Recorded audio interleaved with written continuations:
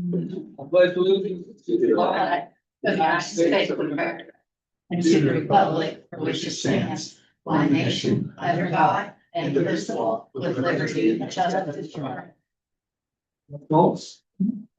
Aldermember Starr. Here. Eller. Here. Blackdy. Here. Whitsitt. Aye. Kerrigan.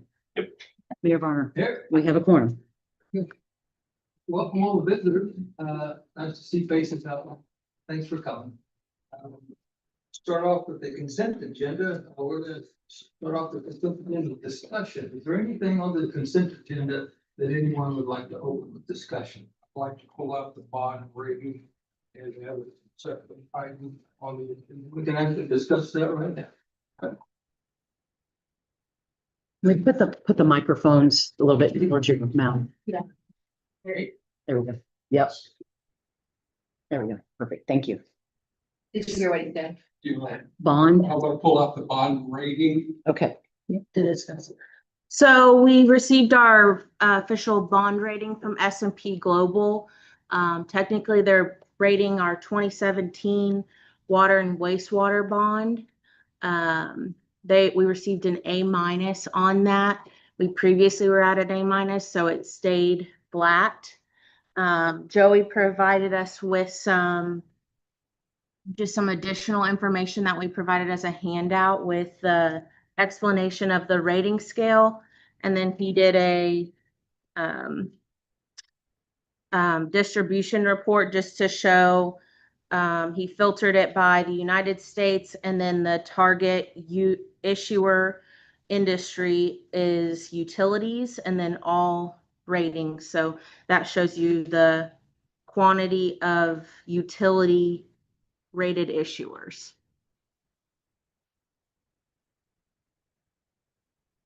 Looks like we're right there in line with,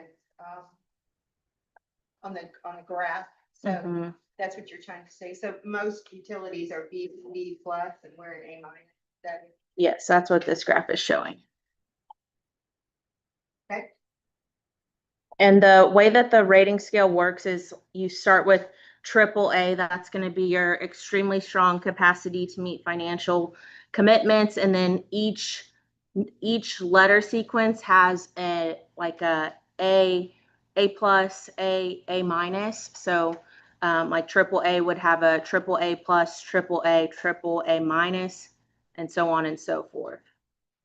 And then anything within the A category is saying that it's a quality investment grade rating. And then anything below the B level is kind of what they consider to be a quote unquote junk bond. So AAA actually stands by itself. AAA doesn't have a plus and minus. Oh, okay. There are 10 levels for investment grade bonds. Starts at AAA, then you have the AA plus, AA, AA minus, A plus, A minus, BB plus, BB, BB minus. Then you get into the junk bond. Okay. So this is where City of Odessa is. Okay, we're 7 levels, the 7th level below the AAAs. We are the 4th level above the junk bond. Okay, so that's where our status is. You mentioned the graph that you said Joey provided. That includes corporate bonds, industrial bonds, which I would argue that's wholly inappropriate to include with municipals, because municipals don't have the risk that corporate bonds do. If you look at the stratification of municipal bond, which I had sent you what another investment broker had provided, AA municipal bonds, and these are not sewer and water, so I will grant you that. It may be a different stratification. 15% of municipals are in the AAA classification. 55% are in AA. 20% are in AAA. 10% is in UBB classification. But irregardless of that, the higher your rating, the lower your borrowing costs. That we know to be true, correct? Correct. So the idea would be to get your bond rating as high as possible. So what we should hope to do would be to look at the things in this report that we have and see if there's anything in there that we see that we should strive to do before we attempt to do our next bond. Yeah.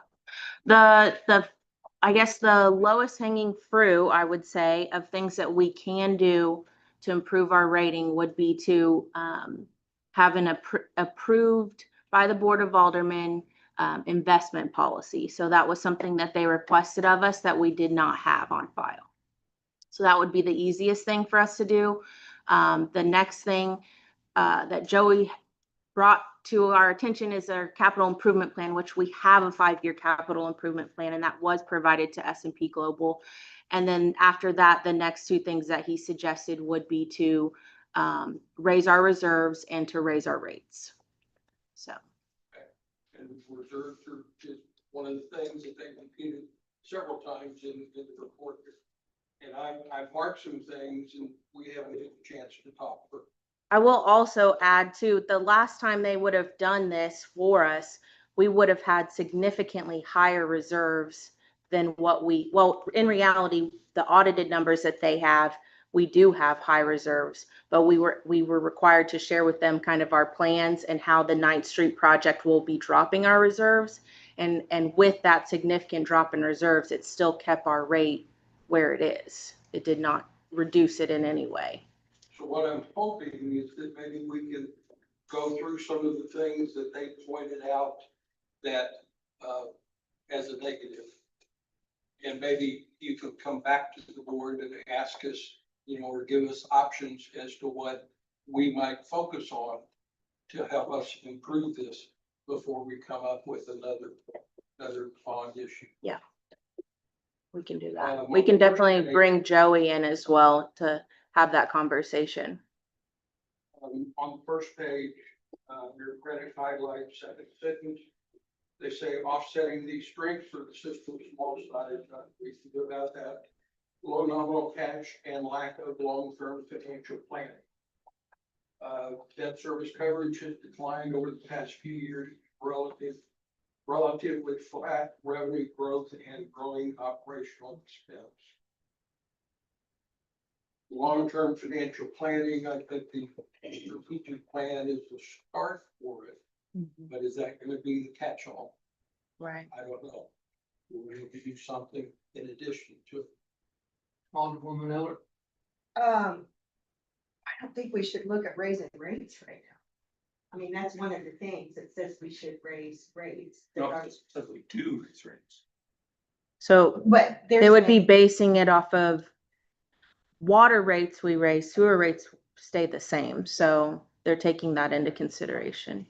right, that's the base rate that we charge everybody over there. That's just, we try to keep that flat. So the best thing that, would help this is additional services, additional people building, industry coming in, that would help that. So I guess what you're saying, Bruce, is that maybe we need an investment plan. That would probably be the easiest thing to do for the next time this is looked at. But how long ago was this done? I mean, years ago, right? Yeah, before I was here. And it So was still an A- then, so it's not changed, I think, this way. yeah. Right now, I'm just throwing the lunch tray up on the table and asking Shauna to be Spider-Man and catch it. Yeah, but maybe give her some direction. Maybe right now we can ask her to look at an investment. I mean, Yes. we can't really, I don't really think personally that we need to look at raising our base rate at this point to increase the bond rating.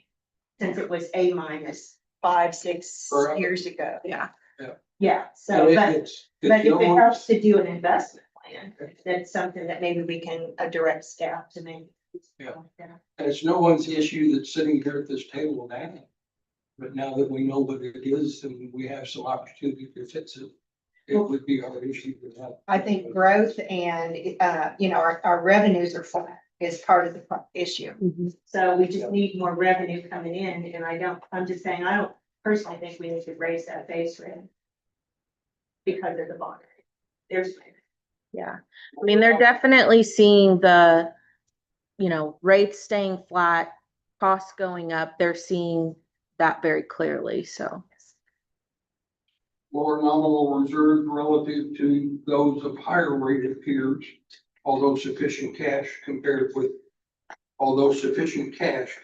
operations. What kind of reserves do our peers have?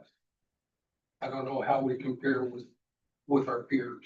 So Yeah. we can get some. That's also on the list is a reserve policy for utility funds. We've discussed that. They talk about standard management policies. They would have standard management policies. Offsetting these practices are the city's lack of long-term financial planning again, and typically delayed generally accepted accounting principle audits.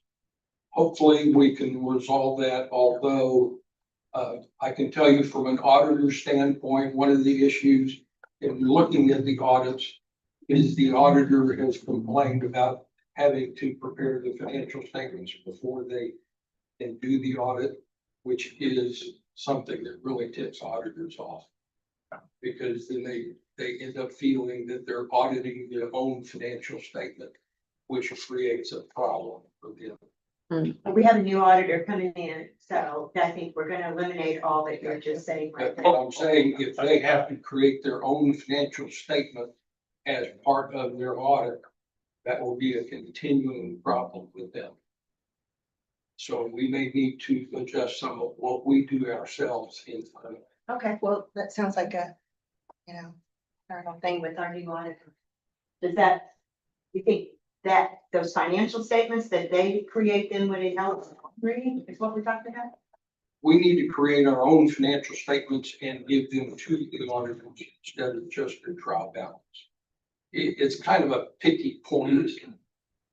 You can create a balance sheet of profit and loss or the fund statements from a trial balance, but for an auditor, it does create kind of a problem for them. We've historically done it that way just because of capacity. It's a daunting task. And once again, I don't think those are minor little things that I'm not sure would help our bond rating significantly, but we can. So it's the delay of the audit.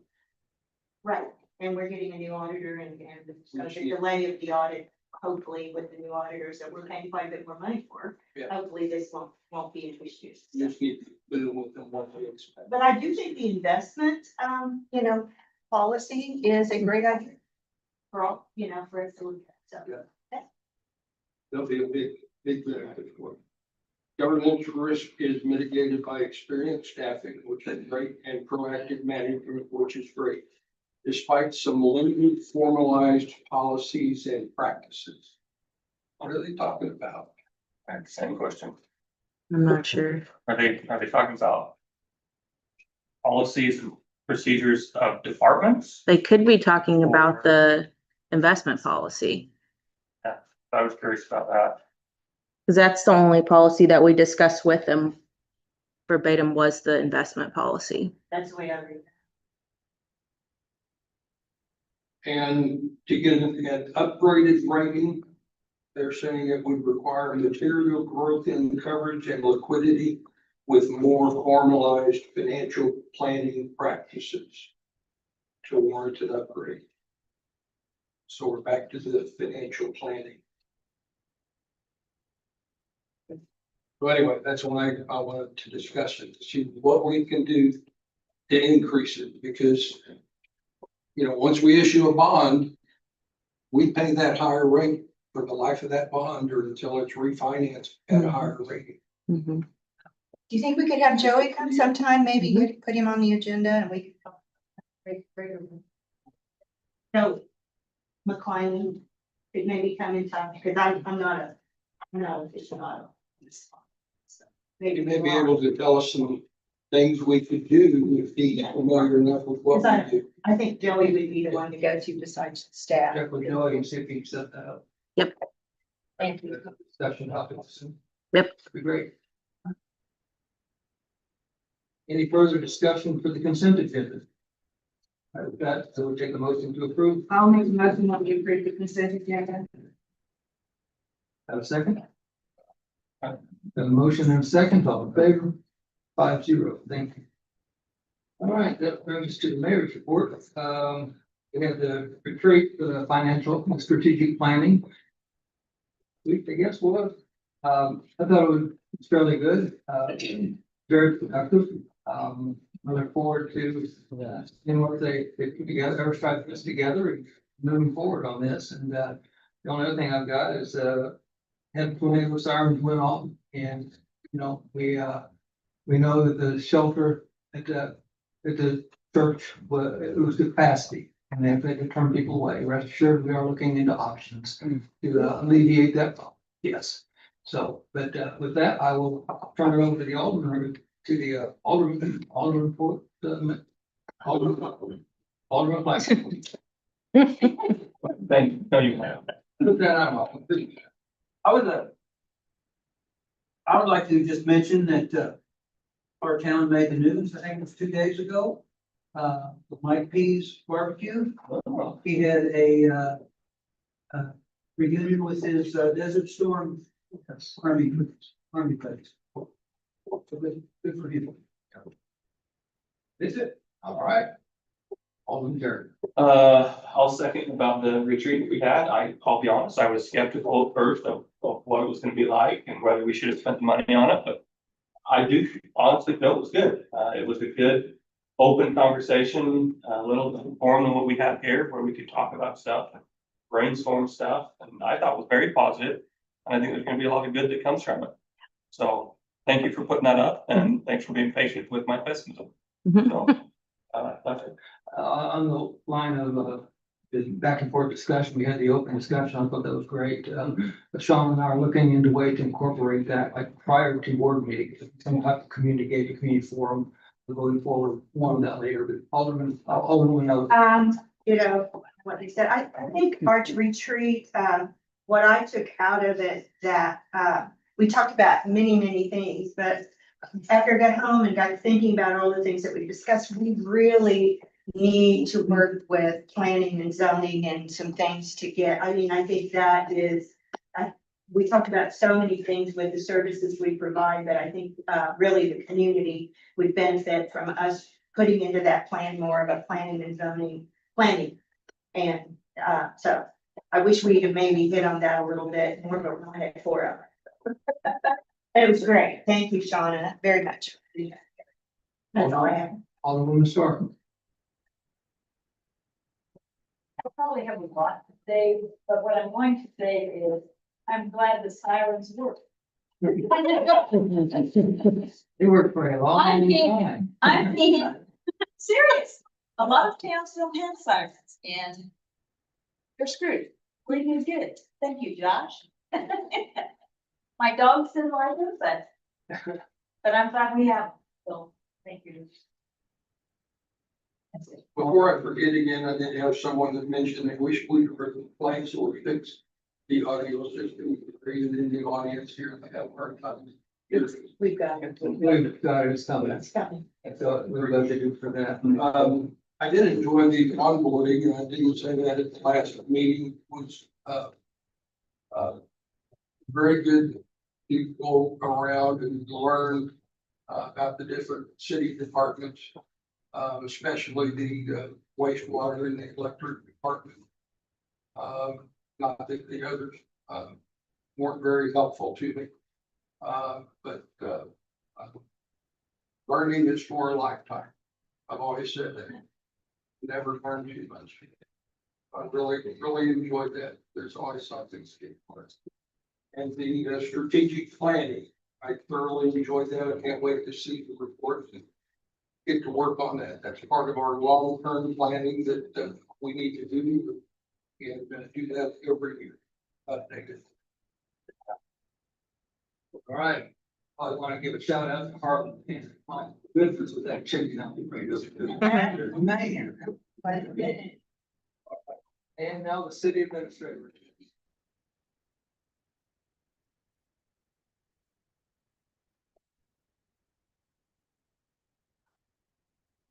Good evening, Mayor and Board of Aldermen. I'll start with our wastewater department. They've been doing normal operations. And, I did mention to you the pump station at the Northwest plant, that we had ordered a new panel for, utilizing the CIP dollars, that we have budgeted. We needed to get that ordered due to the concern that our staff had of it starting to go out. Well, it has officially gone out. It's failed, and we're having to manually pump the station every 12 hours. But the new panel is ordered and will be here by the end of the week, so. Pretty close though. Pretty good PM. Trying to keep up on mowing, so that is, maintenance of our wastewater, facilities and keeping everything mowed and kind of manicured is a part of our state regulations, so we're trying our best to keep up on mowing right now. As we mentioned kind of at our onboarding, I think we've talked before, the waste and trash and stuff that comes through the sewer system and ends up at our sewer plant or public waste comes and picks that up, and we have to have special permits for the type of trash that it is. We recently had to change our permit from 3 tons per year permit to a 10-ton per year permit. So I just wanted to touch on that because it speaks to the volume of trash that's coming through our sewer system. So just be cognizant of that, residents of Odessa, to not dispose of things that are not supposed to be disposed of. So Sean, would that be any I coming in? No, that's physical trash. Mhm. Yeah, and we talked a lot about, on our tour, we often talk about the disposable wipes and things like that that are not truly disposable in any way. And Q-tips, right? Q-tips, yes, all of these things are very bad for our system, very bad for our equipment, and have to be removed. How much of that do we think's from storm runoffs? That's what I, Trash all, she said, oh, side. That's a completely different system. okay. When they call storm sewer, it's not sewer, it's storm water. That's a completely different infrastructure. Okay, and then wastewater is continuing. They're now doing their sewer locates, and those have been going very well. And then we have our emergency management training with Doppler tomorrow. That is our last training with the Doppler crew, and then we'll be able to go live. So we're shooting to go live next Monday. There will be no big announcement, no drastic change. It'll just be the next storm we get, the next emergency we get, the system will start. Great. Today we went over our CIP projects with Kathy in our department meeting, so just trying to make sure we get all those done in an efficient amount of time and get them done early, so. With the water and street department, so they will begin milling North Russell and North Third Street, hopefully this week. And we have not started on Centennial Hills yet. We are still waiting on the curb contractor to do both of the cul-de-sacs that are funded this year and the Opera House land. We want to get the curb work done before we do any road work. The crew has been working on getting everything mowed for the rodeo, and they recently mowed the reservoir, which looks really good. And he'll be helping additionally with rodeo prep at the end of this week.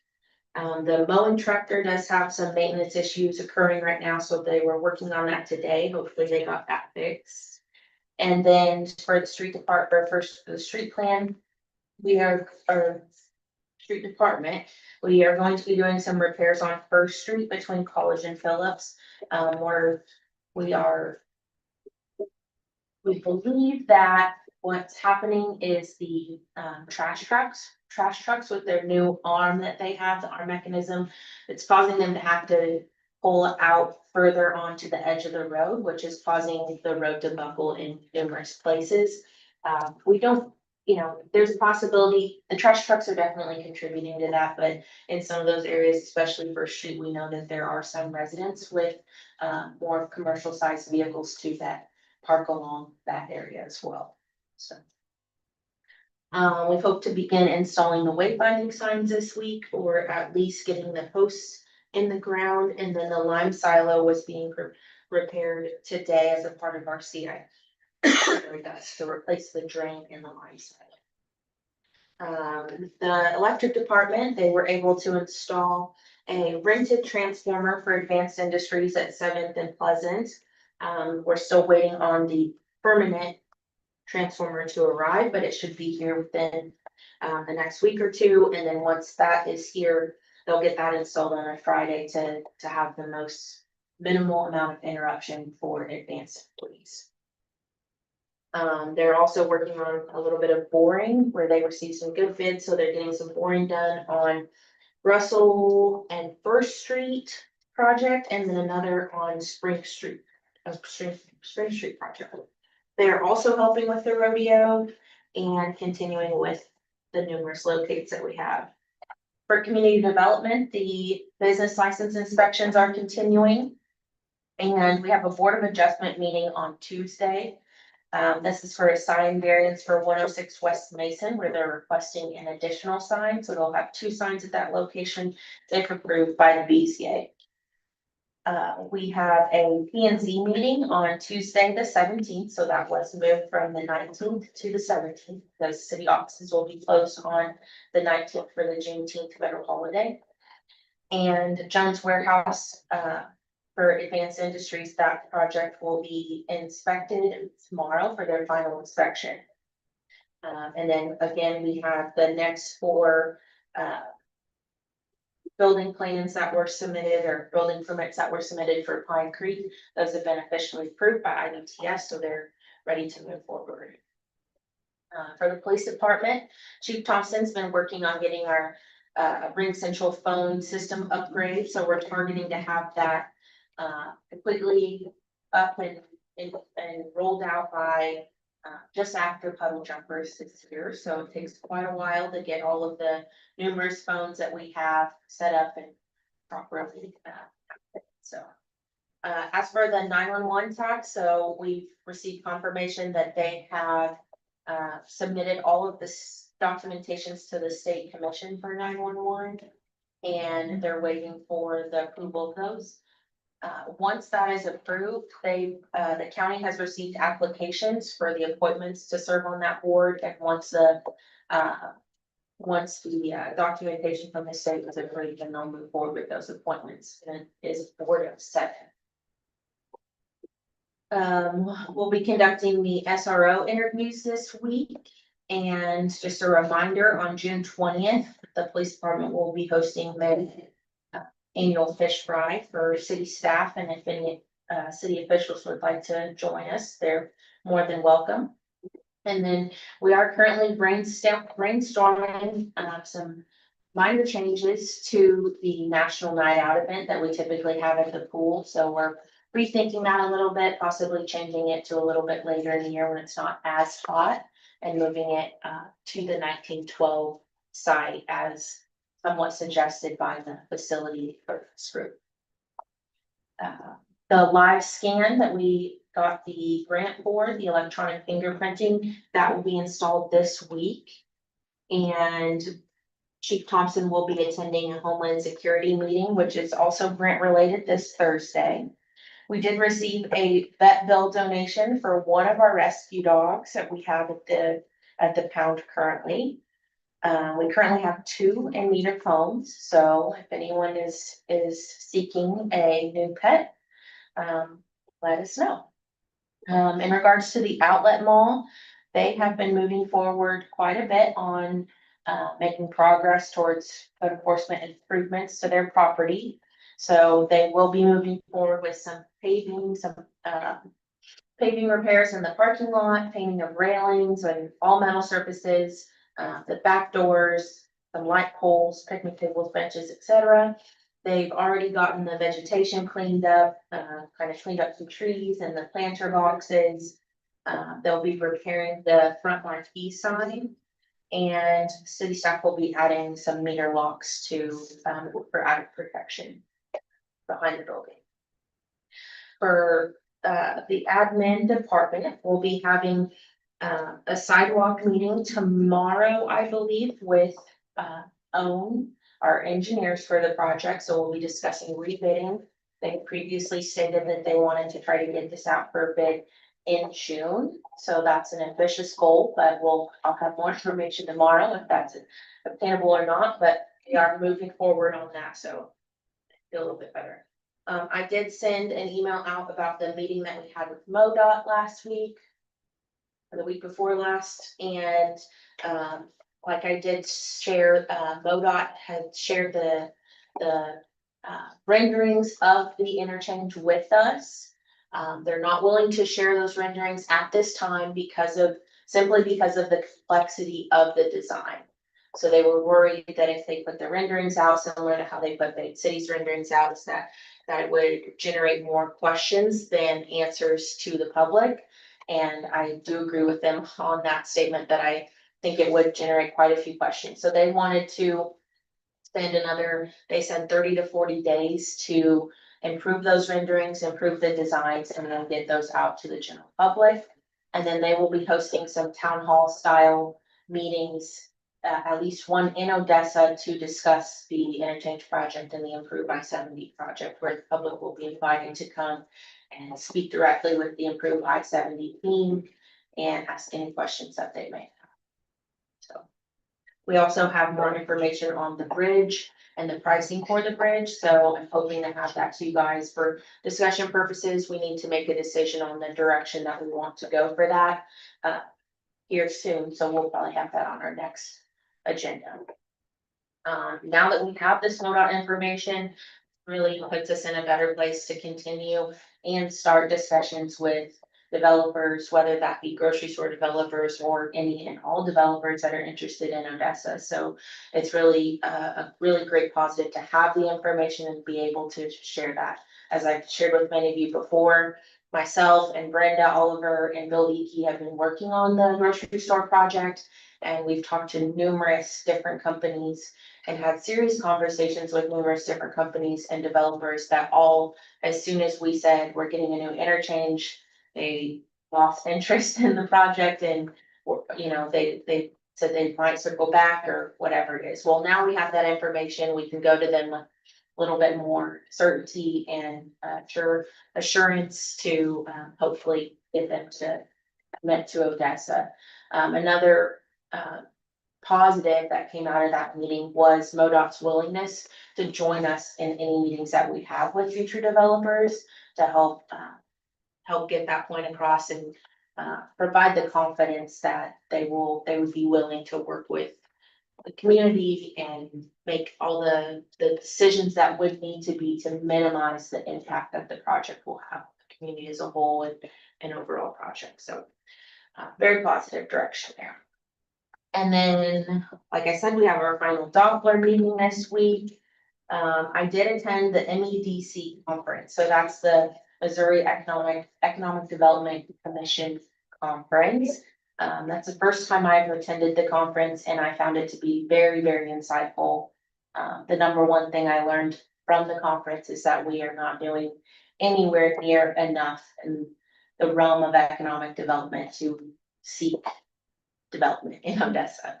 There's so much more we can do, and there's, whole teams in other locations that are dedicated to doing just that. So it's always going to be difficult for Odessa to do that without staffing to do so, but we can try, and the best we can do is to be as educated as possible. So this was a step in the right direction, and I made a lot of connections to help me with recruitment and retention of projects that we have right now.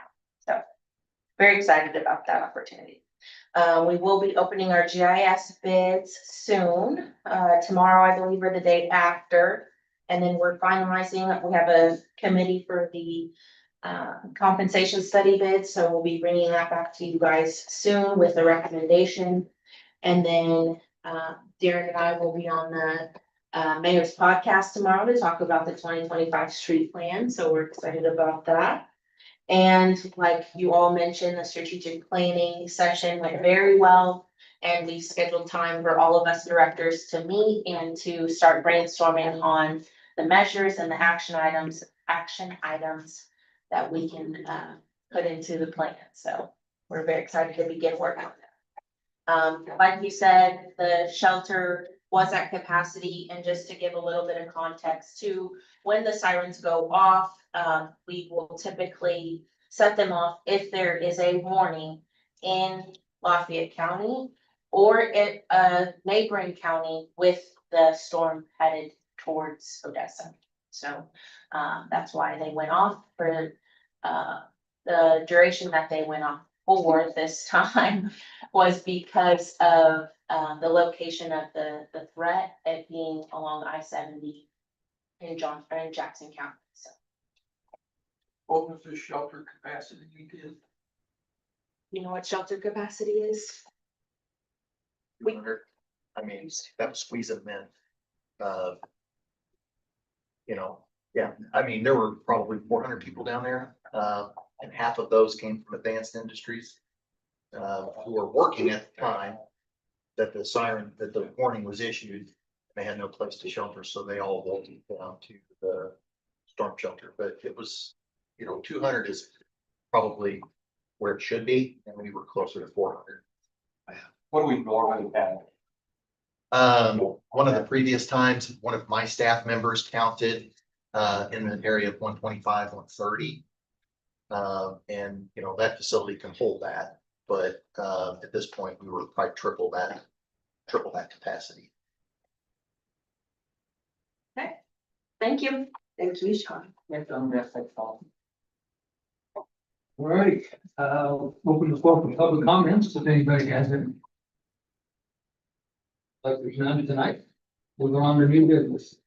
First, we're gonna have the recognition of staff, a recognition of Philip Selman, recipient, the 2025 Missouri Investigators Association Investigator of the Year. He's blushing already. I didn't even read this yet, and he's already right. I'm happy that I can be up here almost every meeting and tell you some of the good things that our department is doing. And while Phil was awarded this citation by the Missouri State Investigators Association, I want to say, and they cited one very large and drawn out case that he was basically the leader of that investigation. I can tell you that there are hundreds of cases that Phil Salmon has solved for this community. And while, some of them I can't share with you and some you've read about and many you have maybe even know personally, I can tell you that he's a extremely valuable resource to this community. Okay, so red in the face, you get me keep talking. Okay, so what I've done is I felt that it was appropriate to share the citation with you all and the community to show how important men and women in my department are providing services to Odessa. So with that said, I'll just read the citation for you. A letter of commendation for Lieutenant Philip Salmon, recipient of the 2025 Missouri Investigators Association Investigator of the Year Award. It is with profound honor and great pride that I formally commend Lieutenant Philip Salmon for being recognized as the 2025 Missouri Investigators Association Investigator of the Year. This distinguished award acknowledges his exemplary dedication to crime resolution, his commitment to providing closure and justice to victims, and his leadership in fostering regional cooperation among law enforcement entities. Lieutenant Salmon's selection for this award was significantly influenced by his pivotal role in resolving a complex series of business burglaries that occurred in August 2021. This extensive investigation required coordination across numerous law enforcement jurisdictions, encompassing Lafayette, Johnson, Henry, Jackson, Boone, Cooper counties. Lieutenant Salmon's sharp investigative skills enabled him to identify the individuals responsible. Collaborating closely with detectives from Oak Grove and Higginsville Police Department, he diligently collected evidence that facilitated the successful deployment of a GPS tracking device on the suspect's vehicle. And I'll tell you, that was not easy for him to do. Okay, I just had some little something, but he got it done. This led to the apprehension of the suspects following their involvement in additional burglaries and ultimately resulted in the recovery and return of a substantial amount of stolen property. Furthermore, Lieutenant Salmon has consistently demonstrated leadership in the areas beyond direct investigation.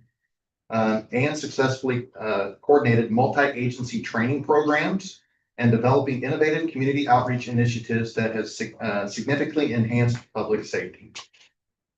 On behalf of the Odessa Police Department, City Administrator Shauna Davis and Mayor Brian Barner, I extend our sincerest appreciation for Lieutenant Salmon's firm commitment and invaluable contributions to the Odessa community, the city of Odessa, and our department. His achievement is a testament to his exceptional service, and we offer our heartfelt congratulations on this truly deserving recognition.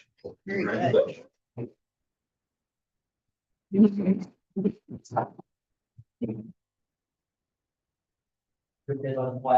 Absolutely. Thank you. I'd like to be in the back. You want to slide over? Yeah, let's slide over. There we go. Okay.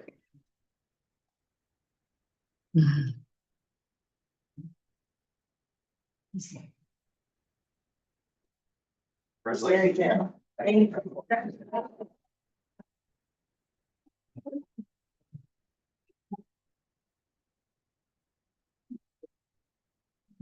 All right, next on the agenda, West Central Missouri Solids Waste Management District F, Lafayette County representation.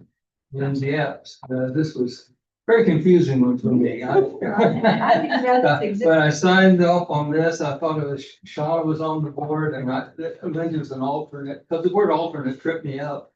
And then I thought, oh, well, wait, it's my alternate, no?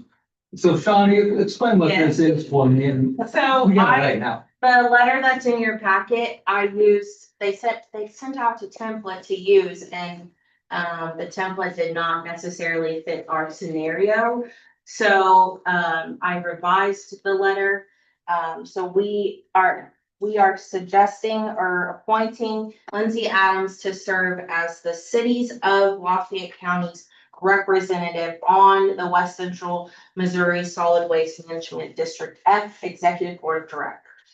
So, in the board action report, kind of explain a little bit of what this is. So the West Central Missouri Solid Waste Management District F, that is the state has different districts all across.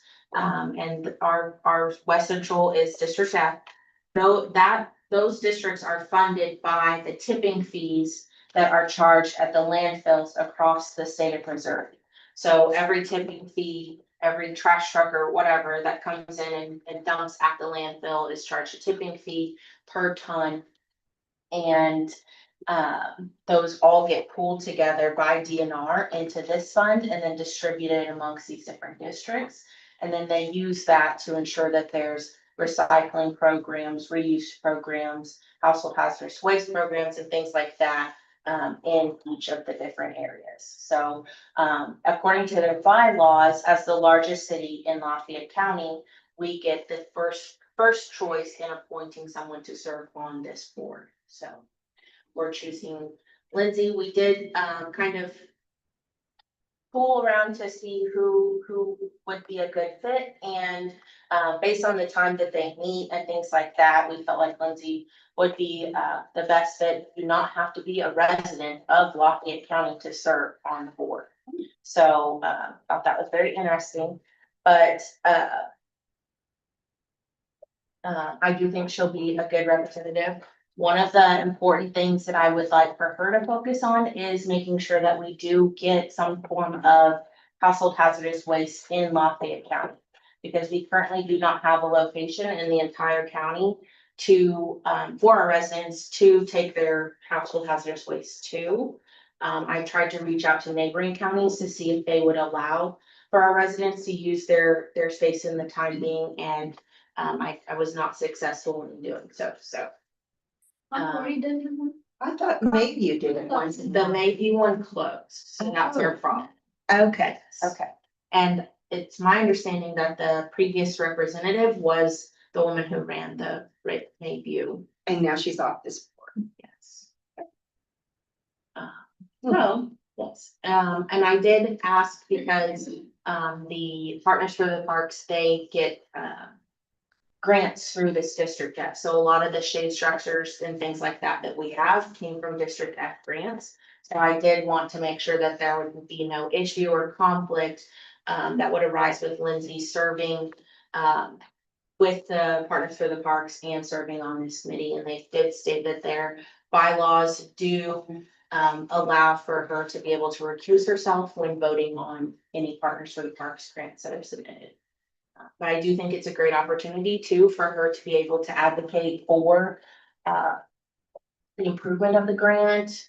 If they were to make any changes to the grant, she can advocate. She knows, how they're being used within our community and trying to make sure that they stay funded and supported through this board. So.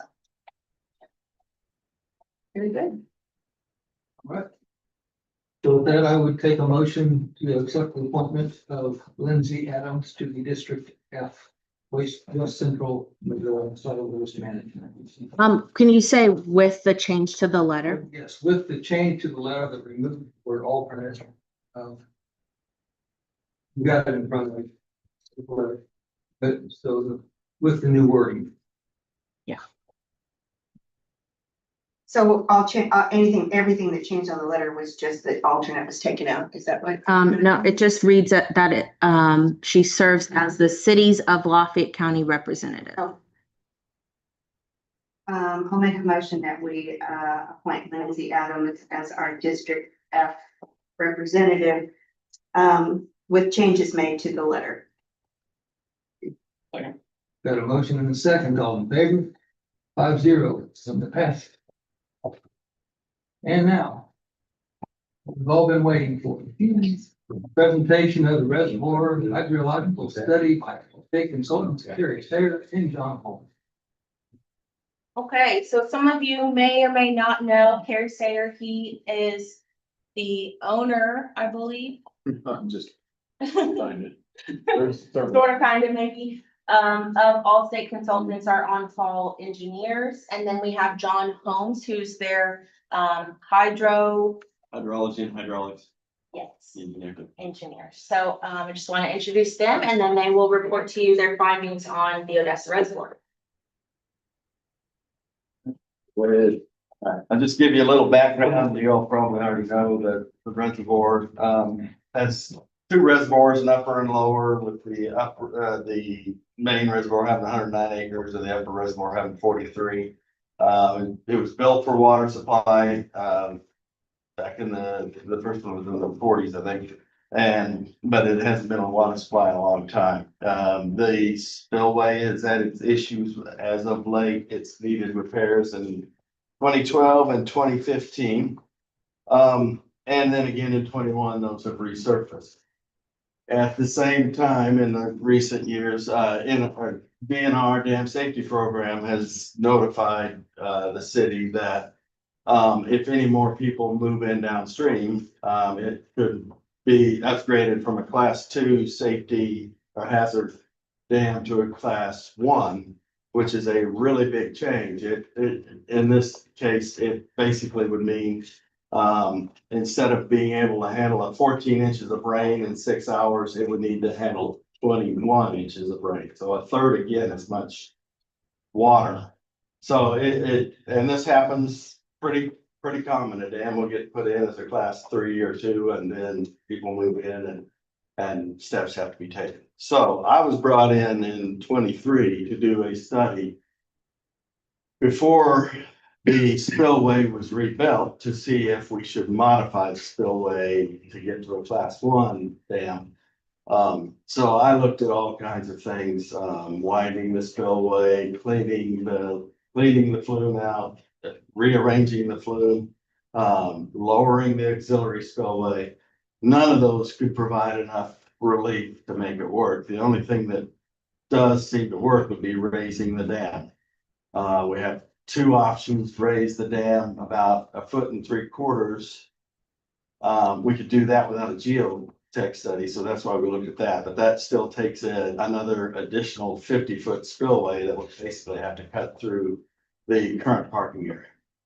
So the other alternative is to go ahead and do that geological study and raise the dam 3 feet. That gives us a foot of freeboard. Or in other words, if the dam settles a little, we won't be right back into trouble. We'll have a foot foot of extra there. So that's what we're recommending, is that the spillway just be replaced in kind, or we've talked to Shauna a little about whether maybe we should make it a step instead of a chute, but the same basic size spillway and raise the dam, as two projects. Now we've got a development that's proposed for just downstream from the dam, and it looks like that development could well get us to that threshold of needing a class 1 dam. But in the case that they were to move in, we get a letter from DNR says now you have to upgrade your dam, and you'd have a year or two to work on it and come up with some plan. They'd work with you. Yeah, go ahead. So. How this started was your spillways eroding. You haven't been out there. And it was rehabbed in 2012, 14, somewhere in there. 12 and 15. 12 and 15. So if y'all have been out there, haven't you? Yeah. The dam and the spillway, it's real steep. It's a 2-to-1 slope. You can't basically even walk up and down. It's probably if there's a little bit of algae on it, probably slide down. So, and it sits on bedrock. There's some discussion about what all was done to it when it was reconstructed the last time, but the fact is it's not holding. So that's how I got brought in originally, was because the spillway is slowly coming apart, basically, or it's changing. That's gonna be expensive in itself. So that's one part of the second part. But that's not a compliance issue with the permit for your dam. Or it's basically protection of health, safety, and welfare and public property. That's not the big problem as far as permit compliance. The big problem with permit compliance is the dam itself and raising it. So there's actually two things going on here. Well, DNR has said that if a panel comes off again, they will write a letter and say you gotta do something about it. Right, so you're stuck. So you know, that one, the fixing the spillway, if you don't do it now, you're probably gonna have to do it anyway. And then if you don't raise the dam up, you're gonna have to do it anyway. If somebody else, some other more homes are put downstream, so you're kind of stuck in a bad spot, I guess. So when you say panel, are you talking about concrete slab off the spillway? Basically, Yeah. have we lost any panels yet? There are some that are Disjointed. Isn't that what we spent like $200,000 for to replace those panels? That, Yes. I think it was more than that at one time. Yeah. I think there was panel replacement or panel repair in both the 2012 and the 2015. We replaced one panel on that spillway before. Everything else was drilled. It was it had some kind of cement poured underneath it, and then it was supposed to reattach to the Bedrock. so it didn't reattach to the rock. Yeah, slope field and stuff. Yes, Were you our consultant in 2021? 2021. My first day on the job was the day after the tornado, Yeah. whatever Yeah, day that we was. So came in 2021 when the problem started to resurface. I was gonna say, because we spent money out there in 2021. Why didn't you all fix it right then? I didn't have. We any- haven't, I didn't we have haven't any spent good- any money in 21. Yeah. 2015 was the last time we spent We've spent repair money. Since I've been on. The money that Came was, on in 17. doing the study. the money that I know of that was spent on that, one of them was a geotechnical report where they went out and they did exploration with the drill rig. Oh, yeah. And that was Palmerton and Parrish out of Springfield. And then we wrote a report and did a budget for repair of the spillway. And Yeah. that's the only thing I've been involved with. That was our And first budgetary numbers. That was 1.8 for just the spillway. That was how we got our budget numbers then. Okay, 'cause I know that It was right when I first started. my personal. The last repairs done to that, Paul was in charge here. Yeah. He was the public works director when they did the repairs to that spillway. That was the last time it was I knew there was money spent on it. It was. Just- Sometimes I bet you do. It was, yeah, it was a geotechnical study, and Palmerton and Parish from Springfield have a track mounted drill rig. It's like a drill rig on dozer tracks. Well, didn't they put concrete or something? Didn't they drill and put concrete or something? Somebody did that in 15. Yeah, that one's 15. Somebody's done that since I've been on this list. They drilled in to do that geos. Now, the geotechnical study, when they did that, they drilled holes in the back of the dam and around the spillway. Yeah. They would have filled those with bentonite clay or some type of grout. So that may be what you're thinking about, but it wasn't actually improvements to the spillway. It was just drilling holes to find out what the heck's down there. So, the spill, My mind's not that good, but I. Mine isn't either. either. but. So the spillway has two wing walls, if you want to call them that. Especially on the one side, it's a pretty tall wing wall. Whenever you walk across the dam, you stand there and you look down, then you look down where the flume is. And so there's two things going on there. One is the wing walls like this, you can have hydrostatic or water pressure on the backside that can cause that thing to move. And then there's also the panels are like this, and there can be water pressure underneath there that can cause them to move and shift. So there's a lot going on, and then you have bedrock. Okay, so that bedrock isn't all solid. There's fractures in it. You've seen bedrock, you got cracks in it, and the water will move through that too. So there's a lot of things going on there. So that's one reason why we had the geotech study completed, because you can't see anything but grass and concrete when you walk out there. And so we had to try to get some idea what was down below. So that's why we did that. Can I come back to your comment about needing the, geo study, I guess, to replace the dam? You said that we could make it a bit wider and take out the parking spot. Is that? Well, I mean, we'd make it taller.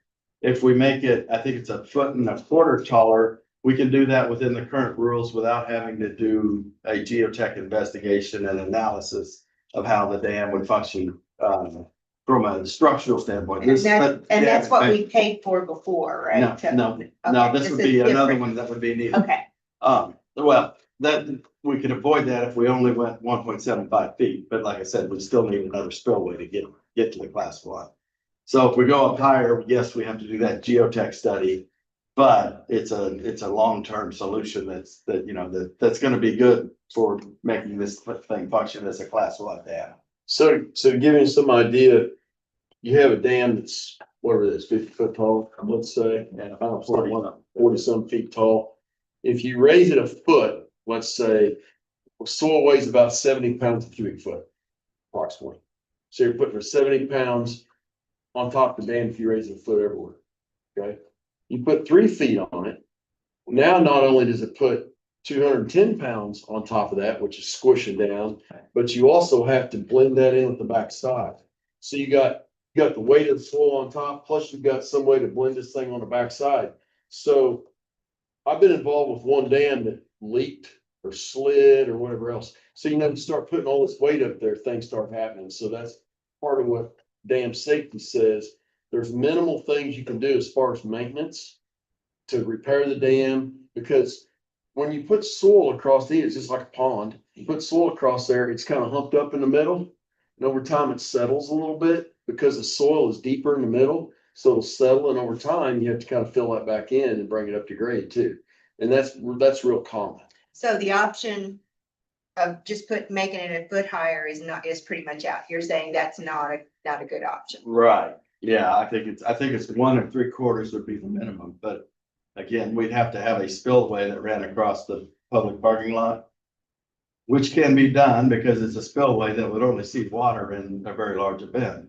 That's on page 6 of his Yeah, report. that's what I, yeah. Yeah, but it would be disruptive, But it And would be a long-term fix, is that? well, it wouldn't be a long-term, because it would be the minimum you could get to handle the class 1, so as soon as the dam starts settling, it could settle down to below where you need it to be.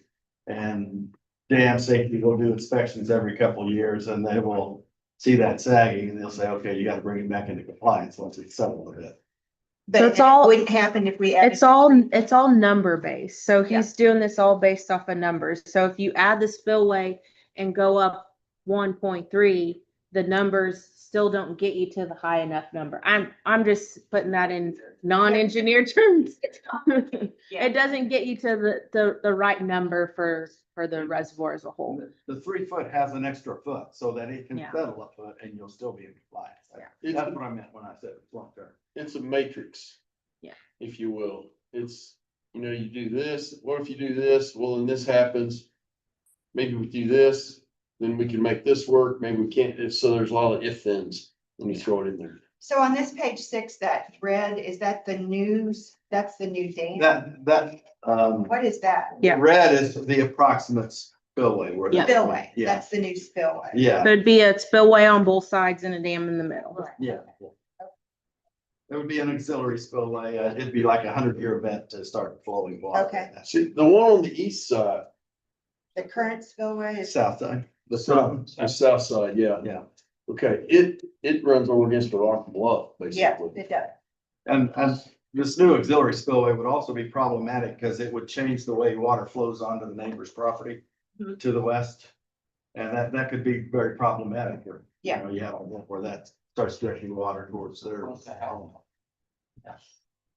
There's just not anywhere to go on that other one, because it's a rock bluff and a lot of things happen. So you did a pretty extensive study about where other flows out of this lake, other wetlands that it flows out, and you were talking about maybe removing some sediments or whatever. Well, that's in the, I mean, it was just studies, right? That doesn't. Right, we just That's not even evaluate. options of running water somewhere.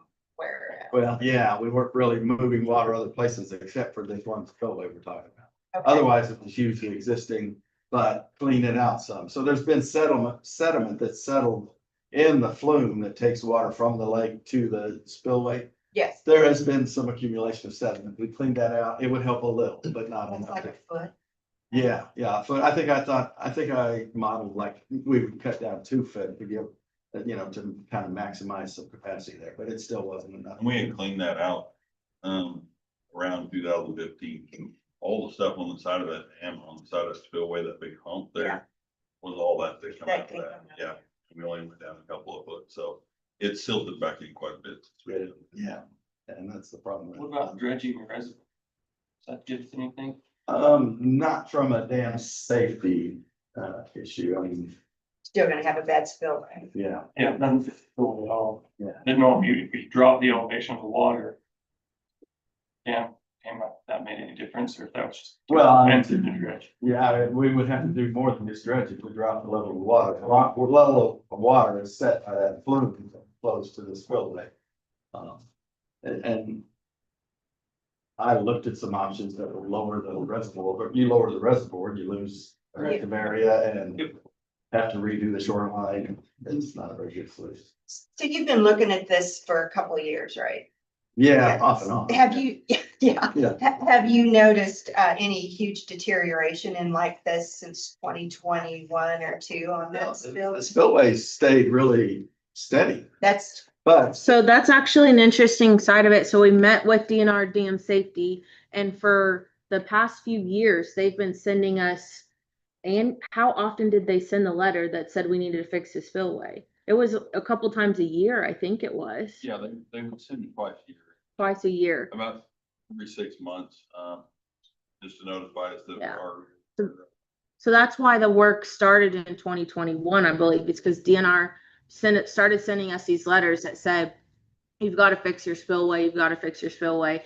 And as long as we were telling them like, we're working on it, we've hired Allstate to do this, or we're doing that, or what, as long as we were giving them an answer, they were okay with it. But Well, they that, keep giving us our permit. We have a 3-year permit on that, and now we're going year by year ever since the dam or Yeah. spillway stuff, so. Every But 6 the months, last they're time we wanted to know what we're doing, progress of getting this thing fixed. So as long as we're doing something, they give us a permit. and the last time we met with DNR Dam Safety, they said that they have seen that the spillway deterioration has started to reduce in its how quickly it's deteriorating. And so they basically kind of let off of that gas That's a pedal a relief. little bit, That's a yeah. little bit of relief that it's. But now they're like, okay, but your dam.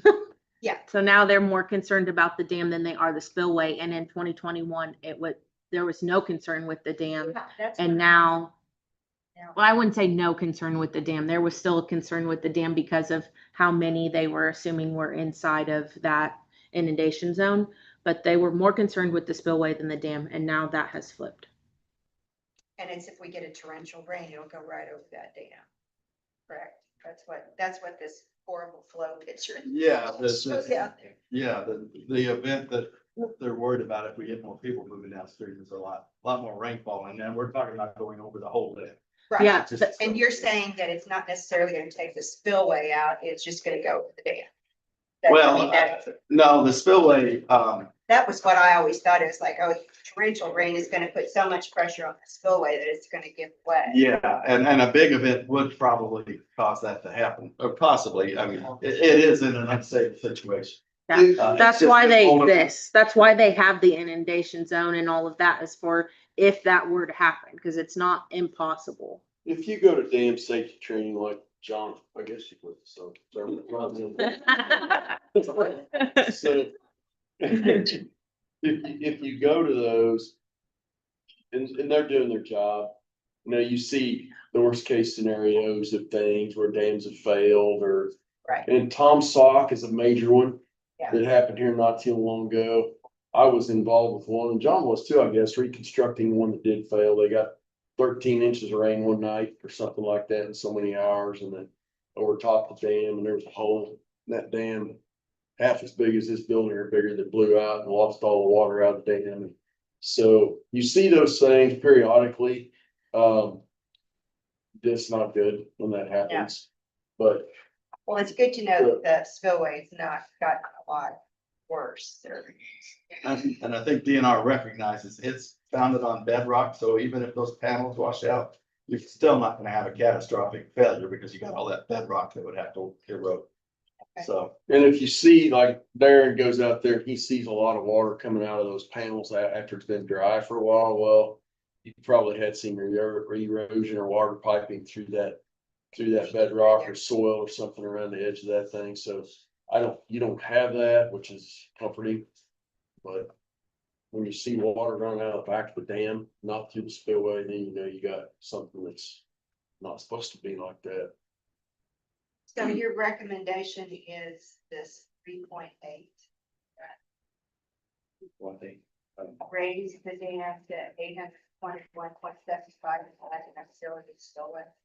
my recommendation is to raise it the 3 feet and not have a spillway, because. That'd be Yeah. 3.6 down on Okay. page. Thank you. Okay, oh, good. Yeah. So question, what happens if we do nothing and we lose our permit? What's worst case scenario? What happens? We lose the permit. What happens after that? Mr. Attorney, you want me to try to respond to that one? What happens? I can if you want me to. Go ahead and I'll, Okay, it's a process. I've never been involved with one other than going to the dam safety meetings where they talk about them. But You it sound would like be. you don't like your damn safety. But there's a process, so what can happen, and you can jump in here if you think I'm wrong. It's a permit process. They have a state permit, and it may actually be through a federal permit that's promulgated in the state of Missouri. But they would come to you and talk to you and meet with you and try to convince you otherwise, and eventually you would get to hire your engineer and your attorney to come, or team of attorneys, team of engineers to come and set through meetings. And the Attorney General's office would get involved. And they would send letters of warning and all this stuff. And then when the Attorney General got involved, eventually they would issue an abatement order, notice, administrative order on consent. And if you still said, well, we'll just take over the dam, we're not having anything to do with you, then they can get a court order. And they can come and they can file liens on city property and they can hold the city council in contempt of court and the mayor. So that's one of the way it's been explained to me. You know, that pretty much covers it. Thanks here and there, yeah. It's one of the, No. it's kind of what we do when we have, codes violations to abate. It's one of the few times where somebody can hold something against us because they're up the food chain from us a little bit. We get all of our power from the state. So, yeah, you probably want to avoid that. If you really want to pick on your mayor, you just keep saying, no, we're not doing anything. Eventually somebody might show up. No, I mean, there's a process, but it gets worse and worse as far as expense and time that's invested. And it to still go. goes. It's good to know. But So- but the total jump, if you look at that on page 3, you know, we got it around the million, it's 800,000 to 1.4 for the raise the top of the dam.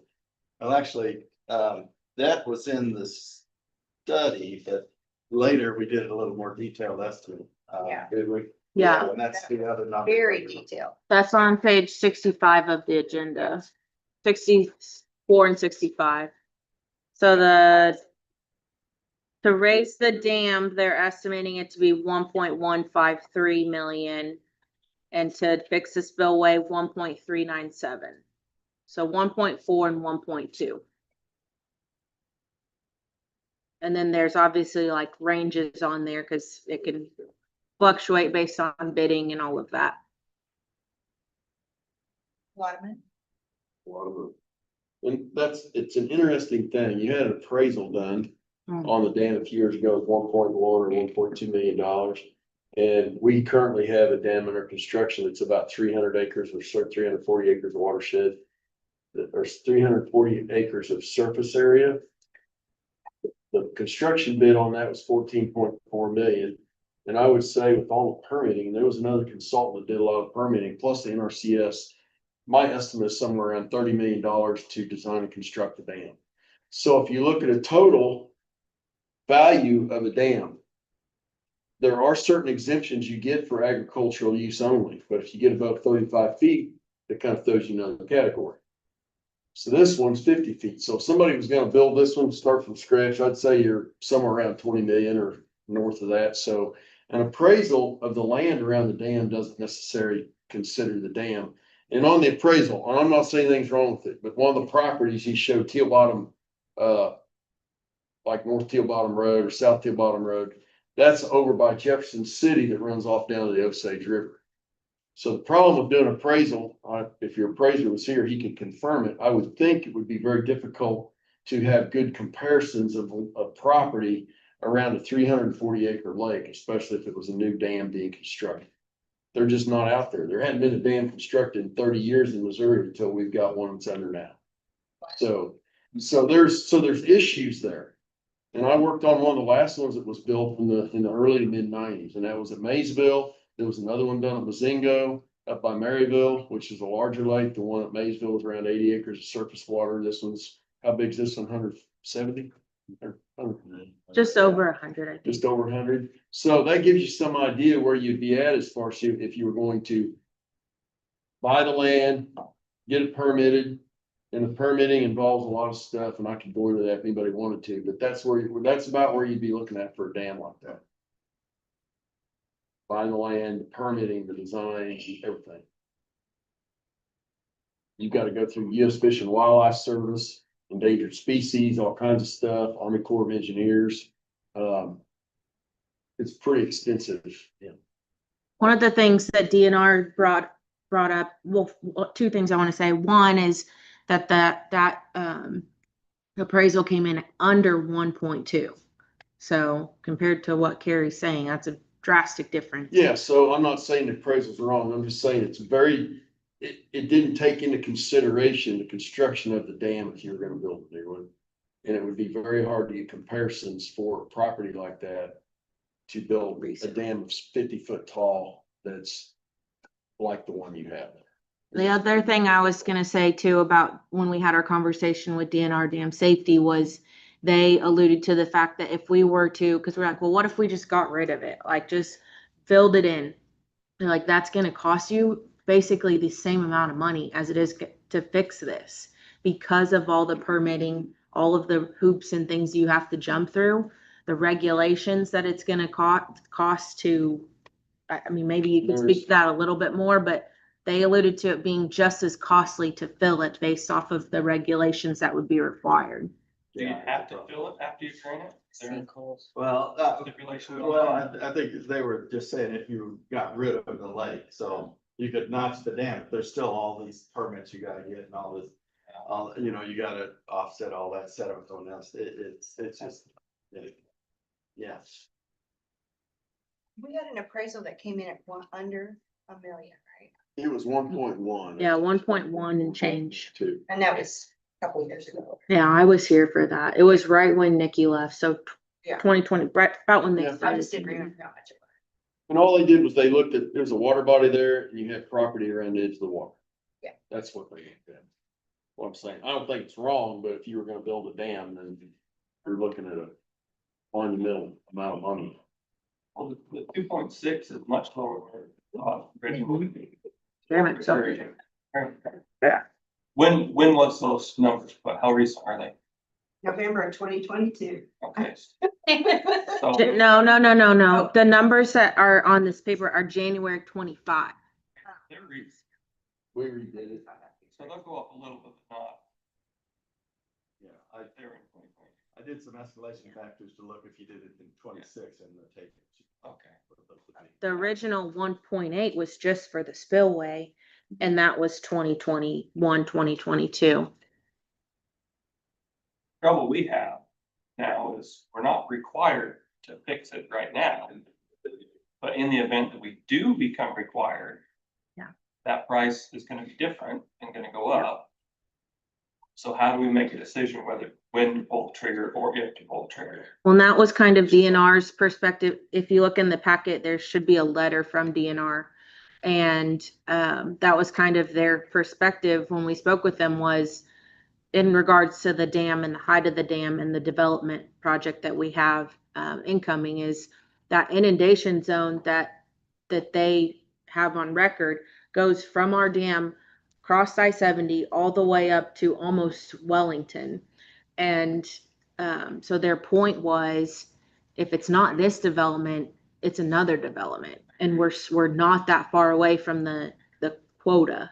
So It could also be a single public gathering place, like a Dollar General or something. mhm. A gas station, something would have people in it. I think it's inevitable that we're going to have to do something with it if we keep. Yeah. Yeah. And same with the spillway. It's kind of the same risk level there. I mean, we could not do anything with the spillway, but even though the deterioration may have slowed, it's still in need of repair, or it will We've got to eventually get be to a needed. class 1. That's the point. That's the dam side, yes. The dam, the classification and raising the dam, that's the class level stuff. Correct. The spillway is just in need of repair. Is there a class 0? There's a class 1. We mean class 1, that's the most the DNR Yep. ever That's the highest. require us. Yeah. Yep. Okay. Well, that's good to know for future. How many acres do we own there? It's 300 total, and about 100 of it is water. 109 for the lower and 43 for the upper, so 100. Is that vice versa? That's what dam safety's records say. Yeah. What was the record? What was the number? 109 for the lower and 43 for the upper. Oh, maybe I was just thinking of the upper. So the rest of it is timber covered? Not necessarily. A lot of it is, but not all of it. Oh, You got The entire north side, there's very minimal trees. South side is mostly timber covered. map. how far do we go out? There's a, The trail goes. yeah, Barner Road. Barner. Doesn't all go to Barn. You can see it on page 5 of their handout. We go up to the service road and pass out. So it's about 300 acres total and it's 150 surface area of water. He's taking into account the upper and lower. Okay. What I will say that I am not in favor of selling it, but I would be in favor of figuring out how to monetize it Yeah, to pay for debt service to do this work. Yeah, we could find a way. That would be the ideal situation. I agree. Maybe it's obvious, but it would be hard to sell because you would have to disclose these issues. Yeah. So it's gonna be somebody's problem. But the other side of it is that privately it'd be cheaper to repair. And to make investments and to monetize it. Or how do we justify some of I that think too? we could figure out how to monetize. We're gonna wait, so sure get Easily. So that's my answer. Maybe if you figured 5%, debt service on $1.5 million, that'd be 75,000 a year.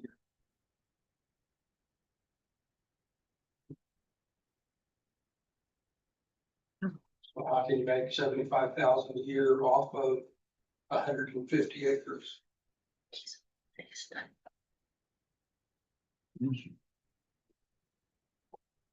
Open to ideas. Yeah, that's a retreat topic and a community involvement topic. How can we throw it? I know with the trails, people are using it more. My family uses it more. Mhm. So I think that's a positive thing, but how do we keep improving to try to?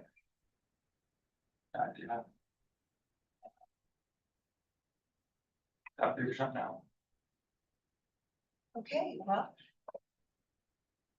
Talk about sewer. Or is that like- You can just briefly mention that. While Carrie's here, I was gonna have him just briefly mention the sewer project that we have. And the grant opportunity. So I sent a proposal back in March. Well, is what this is dated preliminary. Sent it to Kenny and Shauna about, you have 2 wastewater plants right now. Have you been to either one of them or both of them? And so Kenny, correct me if I'm wrong here, but the south one has a capacity of about 1 billion gallons a day. So, The north one also has a capacity of about 1 billion gallons a day. The north one's new. The south one has an average daily flow of 300 to 350,000 gallons a day, typical. The north one has a flow of about 80,000 gallons a day or so. Is that about right? yes. And I've told Kenny and I've told Shauna and I told Nikki this before. I don't know how they do it. I don't know how they keep the north one operating without being a major compliance problem. Dog food. You gotta do that. Yep. Dog food, among other stuff, but I really don't know how they do it. I commend them for it because that thing's running less than 10% capacity. I don't know how to do it.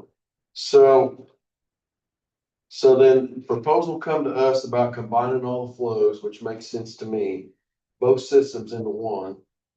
Close the south one, it's the oldest one. So it would take a large pump station and force main to get it north. It's gonna take some work, a lot of easement work, some surveying. So we gave a proposal to do a study, an engineering study for 32,500. We listed some of the things we've done to report back here. We can fill out an engineering services grant application with DNR, and I think it's up to $50,000 if I'm not mistaken. And I'm happy to fill that out. It won't cost the city anything. We'll just do it. If you get the grant money, it'll pay for our engineering work, preliminary engineering work. And I think you have a pretty good chance of getting some grant money. You get pretty high points, I would think, because you'd be closing a facility. And that one up there was built with SRF funds, if I'm not mistaken, the north one in 2012, is that right? Correct. So your debt on that one you have another 8 years of debt service on that one or so? More than that. A Pardon me? little bit more than that, A but yeah. little more than that. It's usually a 20-year loan. So we'll fill that out if you want us to, if you authorize us to. It's not gonna cost you anything if you get the grant, and sometimes if we can finagle it, hopefully we can on this one, we can keep a little bit of money back to do some video camera work. We'll just hire a company to do that. There's companies out there. I don't know if you guys have anybody that you hire to do that video sewers or not, but Ace 5. we used Ace and, there's 2 or 3 others we've used in the past we worked with, but if you want us to, we're happy to do it. We do it. Now and I fill them out all the time for people. So if you want us to, let us know. What did you say the Northwest Lagoon capacity was? The North treatment plant has a capacity of 1 million gallons per day, and there's about 80 to 85,000 gallons per day running through it. that right? It's only $1 million. The design flow for the north plant is a 1 million gallon a day plant. That's It its has the- capacity. For 40,000 people. It has the capacity of 4.1 million on peak flow. But a peak flow is a temporary flow during rain. Okay. Do we direct them And the now or million. bring this back? The $1 million at the south. You can was give the- staff was direction there or, On, right, correct, that's what you had said on our, The southeast board. plant is a 1 million gallon a day plant. It only has the ability to treat 1 million gallons a day maximum. No more. at peak. It won't take. Peak, yeah. It's got, so it they've got, has no additional peak flow. The peak flow is 1 million gallons a day at the old plant. Okay. I'm sorry if I didn't make myself clear. What I meant was, the southeast plant, by design, can handle up to 1 million gallons a day, no more. Cause I recall you had said you run 250 normally, and when it rains, you get $1 million. We do. Yeah. And that's why we have an overflow basin to take care of the rest, to hold it, and then we'll bring that through later. And I recall you said it was 4 million At the, maximum. at the north at plant. the north plant. That's peak flow, yes, Okay. correct. Okay. Yep. Okay. so you authorize to fill us out, we'll do it, just let us know, John. However you want us to do it, okay? If you don't, We don't need to make a motion. We don't need a motion. Does anybody have a problem with that? No. Filling out a grant on our No, behalf? grants are great. I didn't think there would be. Yeah, go ahead, Kurt. Thank you so much. Yeah. no problem, it's our job. And thank you for walking us through this layman terms, so. Sounds good. On the idea of monetizing it, we've participated, we worked on a couple reservoir projects and we worked with the National Park Service. And they got a program, well, they'll help facilitate and pull together visioning studies for what people would like to see in their parks. We've done that twice on reservoirs.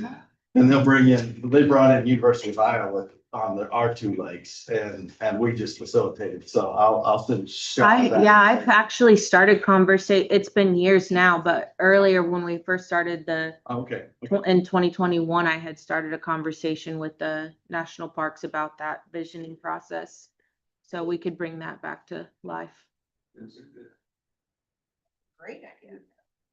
It's also it's a grant, but the grant is not monetary. It's for services, basically. So you're getting their services for free to help you kind of visualize. We need ideas. Very good. How to do it. Yeah, I could send the two studies that have been done under that program for our lake. That'd be great. Okay, that'd be great. And Bruce, you said about $75,000 a year is what you're doing? 1.5 million times 5%. Probably pretty close. Yeah. Okay. Thanks, fellas. Thank you Yep, for thank making you. a trip down there. I know it's a long drive. Oh, well. Yeah. No big deal. All right. It's not Thank too you so- far. Thank you. Thank you. All right. Next scheduled meeting is Monday, June 23rd. And with that, I will take a motion to adjourn. I'll make a motion to adjourn. Motion second, all in favor, 5